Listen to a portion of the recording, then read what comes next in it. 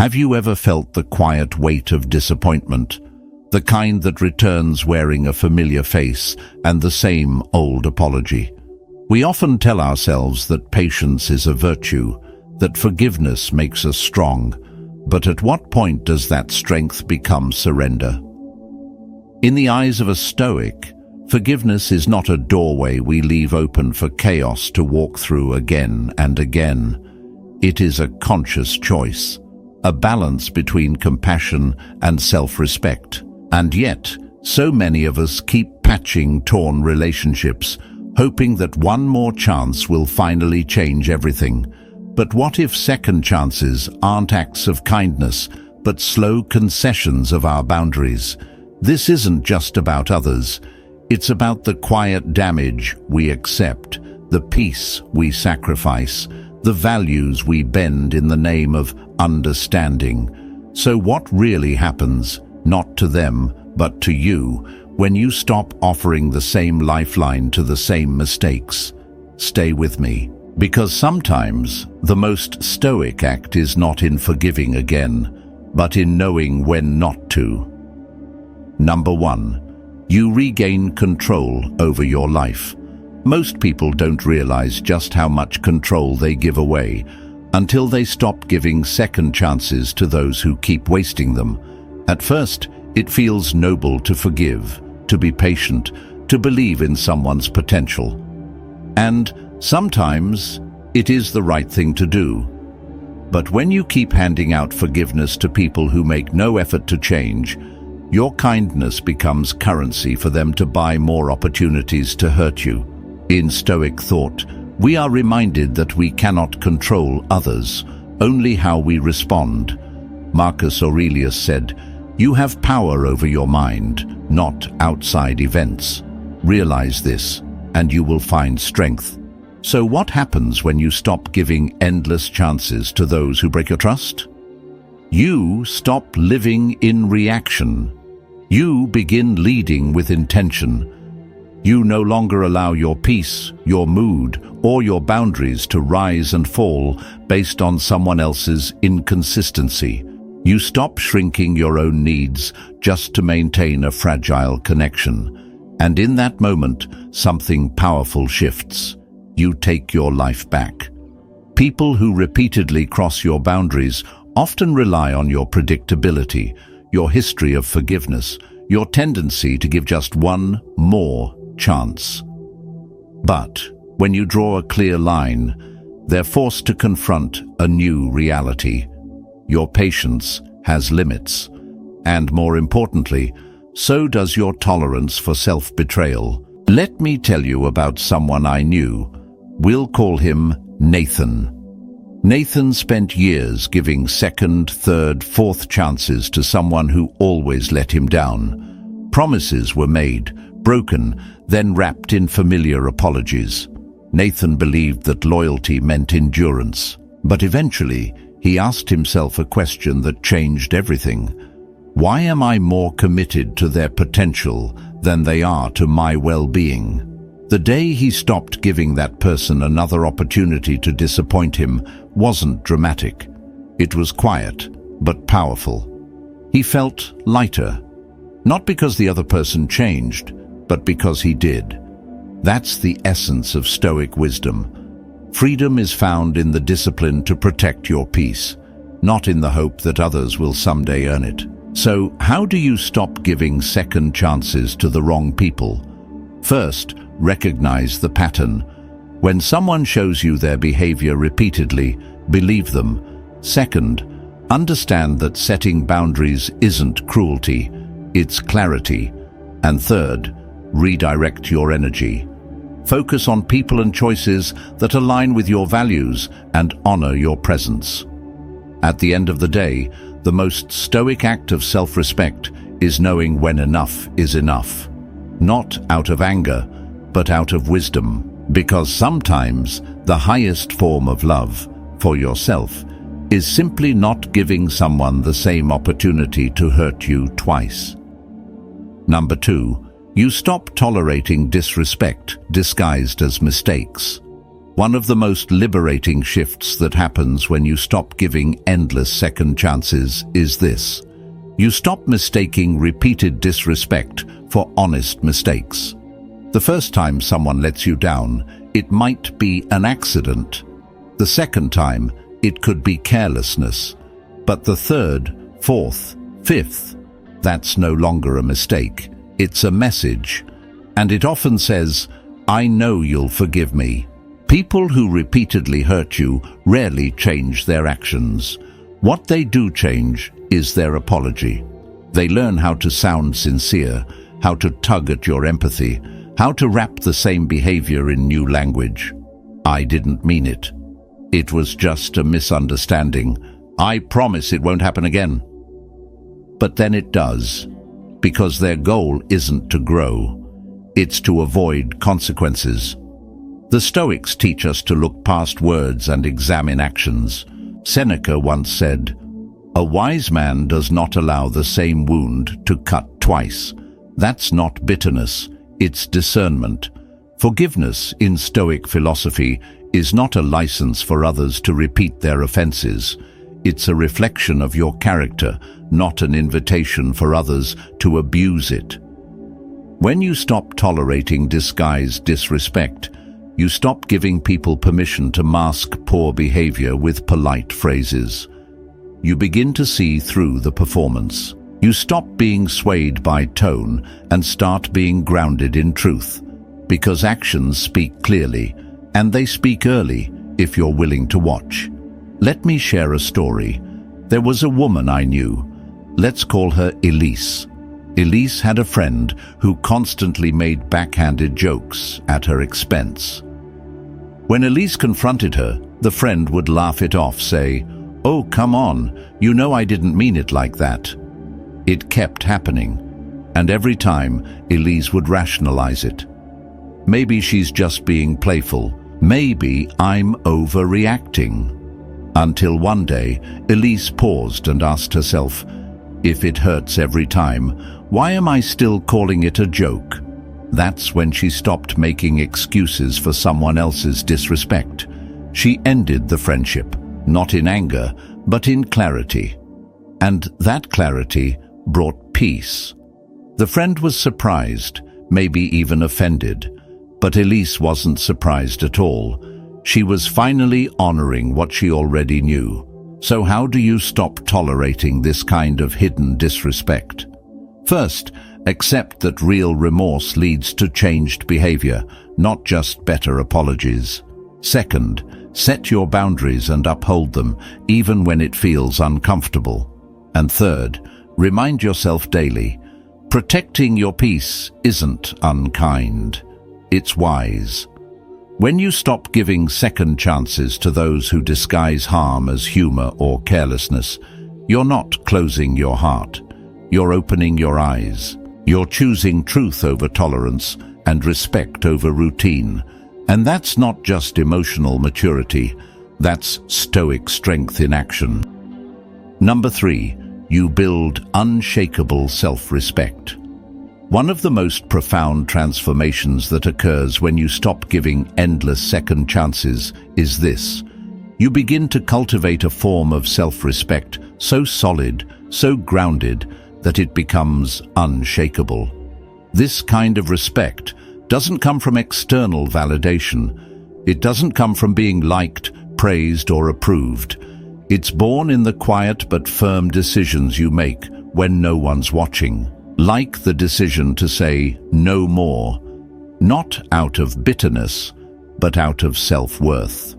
Every time you choose to walk away from someone who repeatedly takes you for granted, every time you refuse to entertain yet another apology without meaningful change, you're not just setting a boundary with them, you're setting a standard with yourself. The message is clear. My peace, my time, and my values are not negotiable. The danger of giving too many chances isn't just about what others do. It's about what you start to believe about yourself. When you consistently allow people to cross your boundaries and then welcome them back without consequence, a subtle erosion begins. a part of you starts to wonder, if I keep letting this happen, maybe my boundaries don't really matter. Over time, this chips away at your self-worth, not in a dramatic moment, but slowly, like water on stone. But the moment you say enough and truly mean it, you reclaim your dignity. And with each line you draw and defend, your inner foundation grows stronger. That's what Stoic philosophy teaches us. Marcus Aurelius wrote, "If you respect yourself, you will be immune to the disrespect of others." Not because disrespect vanishes, but because it no longer finds a welcome place in your life. You don't need to react with anger.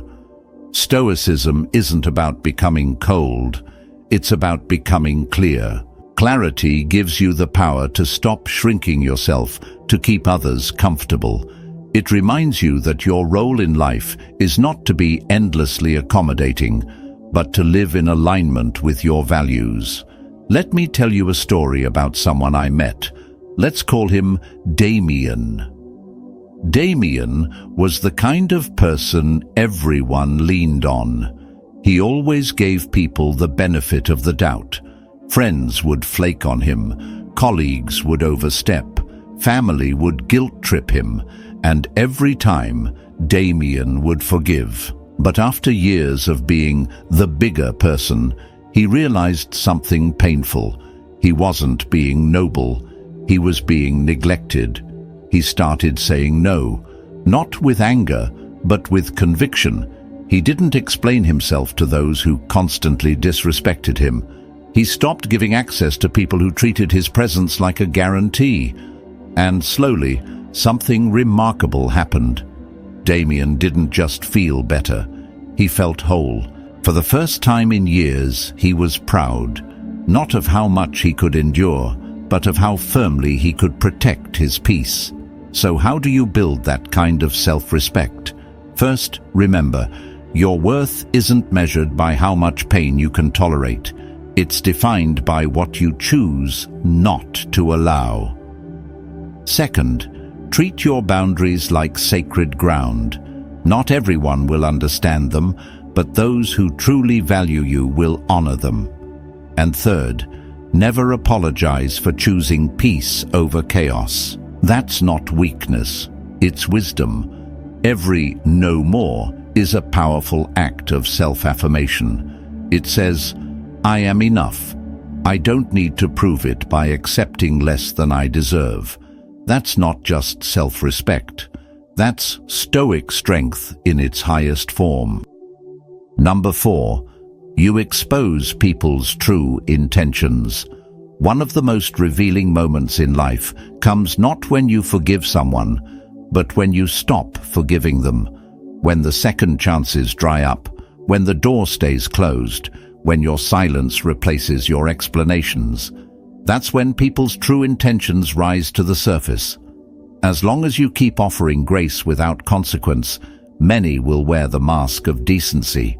They'll smile, stay close, play the part. But take that safety net away and watch what happens. The ones who were genuine will understand your boundary, but the ones who were using you, they'll show you exactly who they've been all along. Some will vanish the moment your kindness no longer benefits them. Others will turn defensive, guilt-tripping you, blaming you, twisting the narrative to make you look like the villain. At first, this may sting, but in truth, it's a gift. Because now, you see clearly, no more guesswork, no more mixed signals, just the raw truth. This is where Stoicism becomes your anchor. Epictetus said, "Let your silence judge what their actions cannot hide." In other words, you don't have to argue, you don't have to explain, you simply have to stop playing the same game. Your boundary becomes the mirror that reflects their intentions. And what shows up in that mirror, no matter how uncomfortable, is clarity. And clarity is freedom. Let me share a story. I knew someone, let's call her Naomi. Naomi had a friend who constantly leaned on her, always asking for help, for time, for favors. Naomi gave generously, thinking one day the loyalty would be returned, but it never was. When Naomi was the one who needed support, her friend was nowhere to be found. After years of one-sided effort, Naomi did something simple but powerful. She stopped. No more favors, no more justifying her discomfort. She quietly stepped back, and just like that, the mask dropped. Her friend accused her of being selfish, tried to make others believe Naomi was the one in the wrong, but Naomi didn't respond with anger. She responded with clarity. That reaction told her everything she needed to know. The friendship was never about connection. It was about convenience. So, how do you navigate this kind of truth? First, don't fear the fallout. When someone leaves or lashes out after you stop enabling them, let them go. You've just been handed the truth. Second, hold your ground. You don't owe explanations to those who never respected your values in the first place. And third, trust what's revealed. When someone shows you who they are in response to your boundary, believe them. At the end of the day, not everyone deserves a second chance. And when you stop giving them out like candy, you don't just protect your peace. You expose what's real. And that truth, it doesn't just free you, it fortifies you. If you've made it this far, let me know in the comments by typing "Clarity is power." And don't forget to like and subscribe if this resonated with you. We're on this journey together. Number 5, you protect your emotional energy. There's a quiet kind of freedom that comes when you finally stop giving second, third, and fourth chances to people who've already shown you they don't value your trust.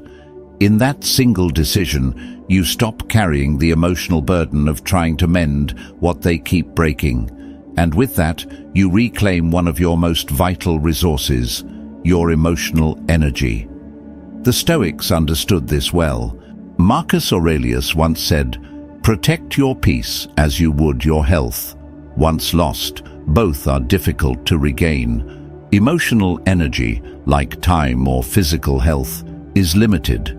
You only get so much of it each day.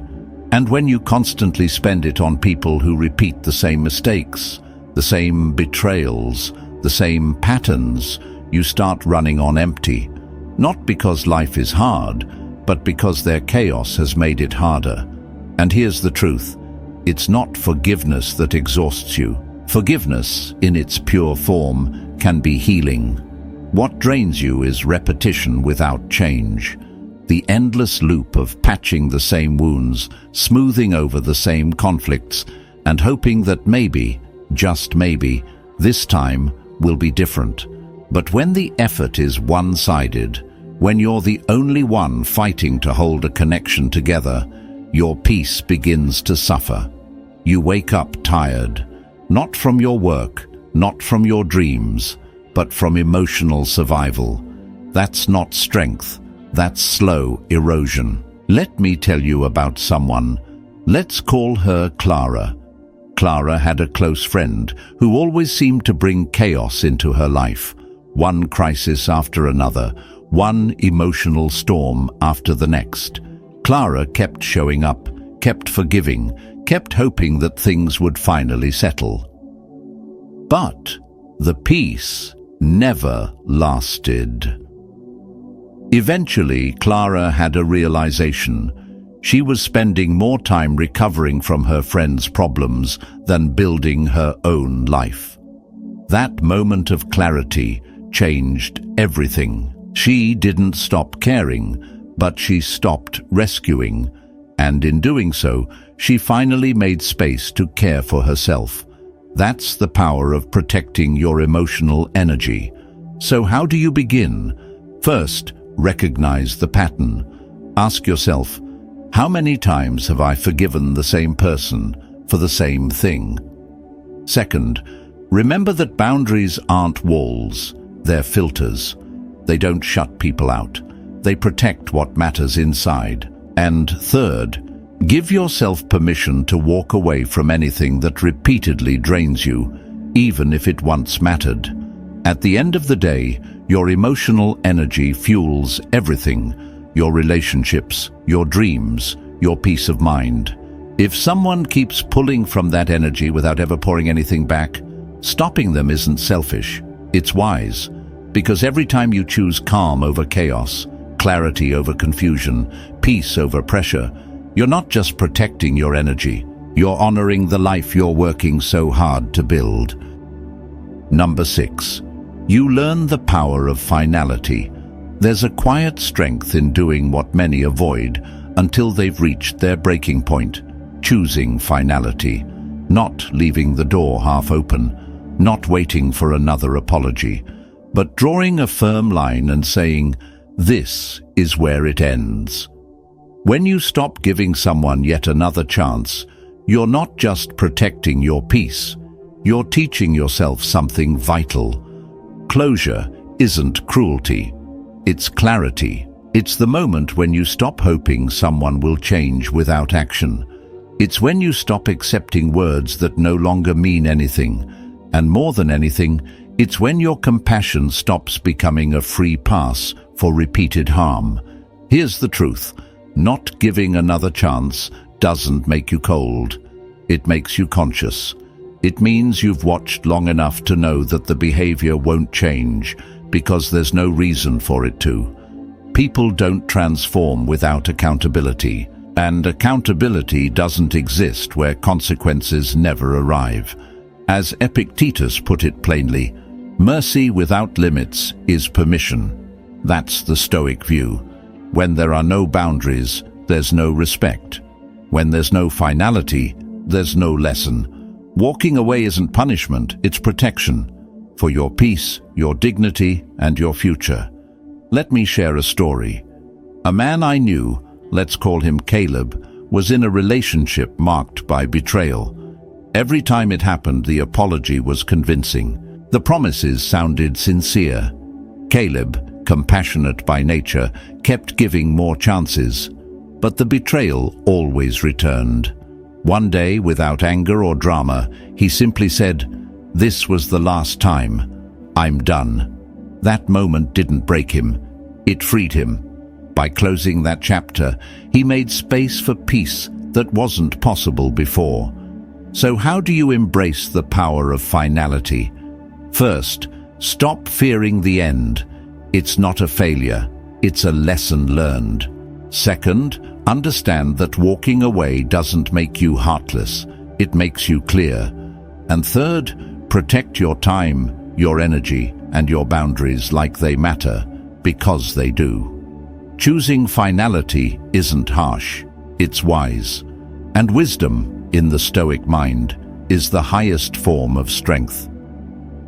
Number 7, you free yourself from the illusion of their potential. Let's talk about one of the most subtle and seductive traps we fall into, the illusion of someone's potential. That picture you paint in your mind of who they could be. You catch glimpses, the right words, at the right time, moments where they almost change, flashes of sincerity that give you just enough hope. And so, you offer another chance, not to the person they've consistently been, but to the version you wish they might become. Here's the hard truth. We don't keep giving second chances to reality. We give them to a dream. We fall for the possibility, not the person. And in doing so, we ignore the version of them that keeps showing up, the one who breaks promises, repeats patterns, and keeps hurting us without real change. Over time, staying caught in that illusion becomes deeply draining. You're not building a relationship, you're holding on to a future that hasn't happened and may never come. You're not loving them, you're loving the idea of them. This is where Stoic wisdom offers powerful clarity. Marcus Aurelius once wrote, "Accept not illusion, and you will suffer less." When you let go of who they might become and face who they actually are, everything shifts. You stop excusing what's unacceptable. You stop hoping they'll evolve. And most importantly, you stop sacrificing your peace for someone who hasn't earned your continued grace. Let me tell you a story. A woman I know, let's call her Elise, was in a long-term relationship with someone who always talked about changing. He'd promised to be more honest, more present, more committed. And every time things fell apart, he'd say, "I'm working on myself." Elise held on, not to the man in front of her, but to the version of him she hoped would one day appear. After years of the same cycle, she finally saw it clearly. She wasn't in love with him, she was in love with his potential. That realization didn't break her, it freed her. So how do you free yourself from this illusion? First, pay attention to patterns, not promises. Second, ask yourself honestly, am I loving who they are or who I want them to be? And third, remember, your future deserves someone who is already showing up, not someone you have to wait for to evolve. Letting go is strength. If this spoke to you, subscribe for more Stoic clarity. Comment, peace wins. Keep choosing peace.